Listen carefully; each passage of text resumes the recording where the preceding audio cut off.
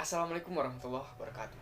Perkenalkan, saya Muhammad Fajar, Leonel Ferdinand, mahasiswa studi agama kelas A semester 1 Fakultas Usuluddin UIN Sunan Gunung Jati Bandung.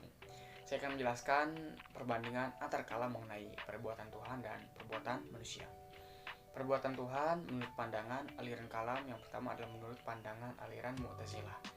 Sebagai aliran kalam yang bercorak rasionalis, mereka berpendapat bahwa perbuatan Tuhan hanya terbatas pada hal-hal yang dikatakan baik.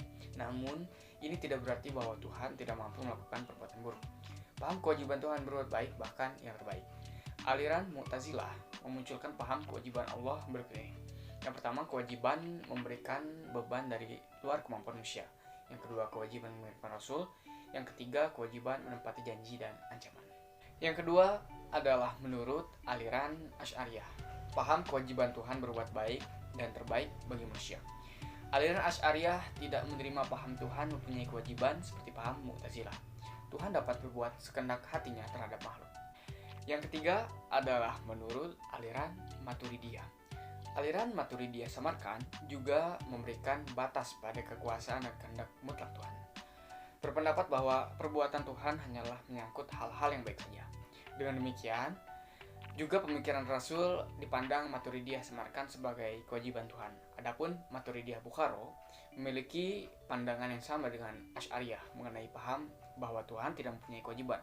Tuhan pasti menepati janjinya seperti memberi upah kepada orang yang berbuat baik. Setelah membahas beberapa perbuatan Tuhan menurut aliran kalam, sekarang saya akan membahas perbuatan manusia menurut beberapa aliran kalam.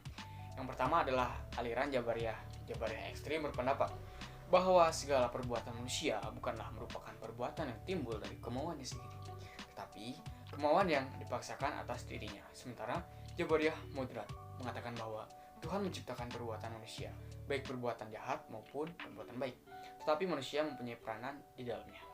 Yang kedua adalah menurut aliran Qadariyah. Aliran Qadariyah menyatakan bahwa segala tingkah laku manusia dilakukan atas kehendaknya sendiri.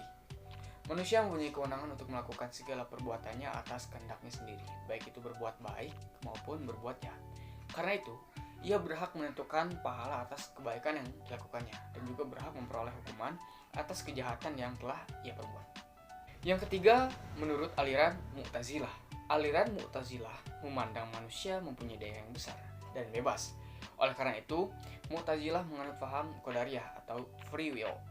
Manusia sendirilah yang berbuat baik dan buruk kepada Tuhan, dan ketaatan seseorang kepada Tuhan adalah atas kehendak dan kemauannya sendiri. Dengan paham ini, aliran Mu'tazilah mengaku Tuhan sebagai pencipta awal, sedangkan manusia berperan sebagai pihak yang berkreasi untuk mengubah bentuknya. Yang keempat adalah menurut aliran Asy'ariyah. Dalam paham Asy'ari, manusia ditempatkan pada posisi yang lemah. Ia diibaratkan anak kecil yang tidak memiliki pilihan dalam hidupnya. Oleh karena itu, aliran ini lebih dekat dengan paham Jabariyah daripada dengan paham Mu'tazilah.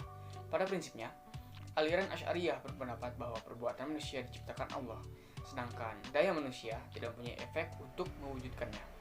Allah menciptakan perbuatan untuk manusia dan menciptakan pula pada diri manusia daya untuk melahirkan perbuatan tersebut. Dan yang terakhir adalah menurut Maturidiyah, kehendak dan daya buat pada diri manusia.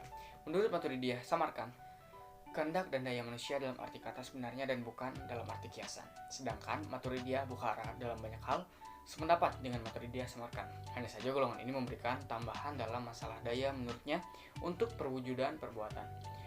Perlu ada dua daya. Manusia tidak mempunyai daya untuk melakukan perbuatan, hanya Tuhanlah yang mampu melakukan perbuatan yang telah diciptakan Tuhan baginya. Terima kasih, semoga bermanfaat. Wallahu muwaffiq ila aqwamit thoriq. Wassalamualaikum warahmatullahi wabarakatuh.